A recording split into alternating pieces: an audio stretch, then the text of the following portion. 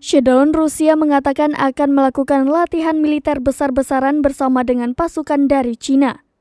Latihan itu diluncurkan untuk memamerkan hubungan pertahanan yang semakin erat antara Rusia dan Cina di tengah perang di Ukraina.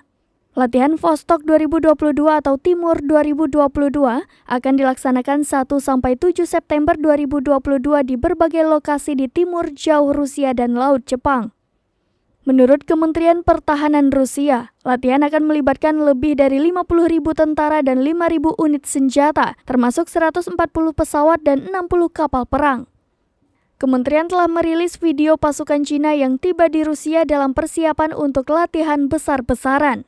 Mengutip Al Jazeera, latihan akan dilakukan di 7 lapangan tembak di timur jauh Rusia dengan melibatkan pasukan dari beberapa negara bekas Soviet, Cina, India, Laos, Mongolia, Nicaragua, dan Suriah. Kementerian mencatat sebagai bagian dari manuver, Angkatan Laut Rusia dan Cina di Laut Jepang akan mempraktekkan tindakan bersama untuk melindungi komunikasi laut, bidang kegiatan ekonomi laut, dan dukungan untuk pasukan darat di daerah pesisir.